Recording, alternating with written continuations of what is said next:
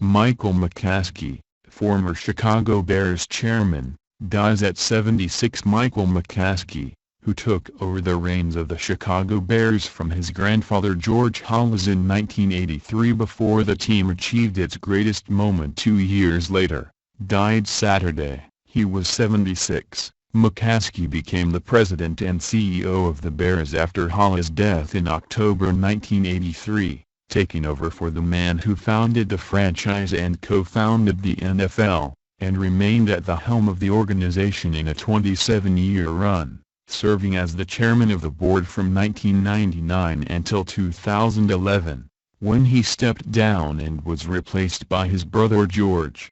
Michael McCaskey battled cancer for a considerable time, the oldest of Ed and Virginia McCaskey's 11 children. He is survived by 2 children, John and Kathryn, and 1 grandson, Jackson. Mike was already successful in every sense of the word when he took over for George Halas after the passing of Papa Bear in 1983, the McCaskey family said in a statement released by the team. "We are grateful to Mike for overseeing arguably the greatest team in NFL history, and for his many years of service to the Bears and to us." The oldest of 11 siblings has many duties thrust upon him, not all of them pleasant, yet Mike handled them all with grace and patience. Although Mike's passing was not brought on by the novel coronavirus, our family, like so many people, is not able to gather and grieve together at this time. Our hearts go out to those who have lost loved ones to COVID-19. Our focus in the coming days will be to celebrate Mike's life and be whatever source of support we can be to John and Kathryn and those they love.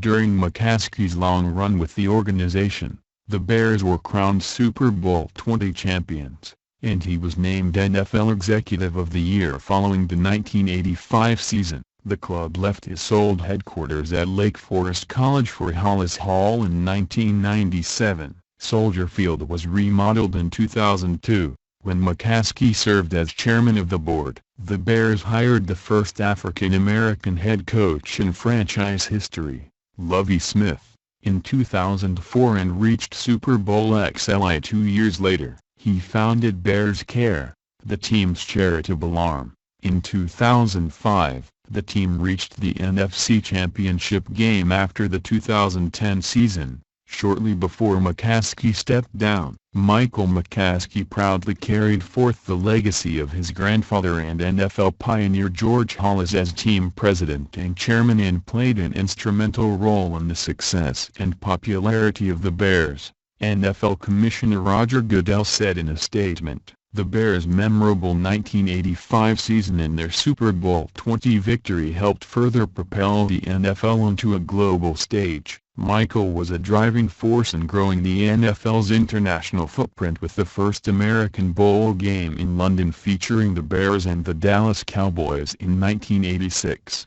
He was also dedicated to serving his community and helped create Bears Care, which became a model foundation in supporting charities throughout the Chicago area. Michael was a calm and sound voice in league meetings, befitting of his time as a professor before becoming Bears president. We extend our deepest sympathies to Michael's children Kathryn and John, his mother, Virginia, and the entire McCaskey family, and the Bears organization. McCaskey called the Super Bowl 20 run his proudest moment with the organization. "I'm also proud that the Bears continued to stand for the values that our grandfather began us with and that we maintained a commitment to strengthening the league," he told the Tribune shortly before retirement. "I wish we had done more in the 80s with that wonderful set of players we had. I wish we had won more Super Bowls." Former quarterback Jim McMahon was critical of McCaskey just months removed from the Super Bowl 20 title in his best-selling book, and McCaskey had a complicated legacy guiding the charter franchise of the NFL during a tremendous period of growth for the league. McCaskey choked back tears when he fired coach Mike Ditka after the 1992 season. He was in charge when the Bears botched the effort to hire Dave McGinnis as coach in 1999. Despite being a lightning rod for fan criticism, The Bears had a .539 winning percentage during McCaskey's 27 seasons, appearing in 5 NFC Championship games and qualifying for the playoffs 12 times. My heart is heavy as I think about Michael McCaskey, and I can't believe he is no longer with us, Ted Phillips, the team's president and CEO, said in a statement. His fierce love of the Bears was unmatched, as was his intellectual capacity and thirst for knowledge on myriad subjects. Michael displayed a professorial presence that could be challenging but was also inspiring. Michael always strived to do things the right way with high character and with the Bears' best interests always paramount. Michael was a good man, gone much too soon. God bless Michael and his family.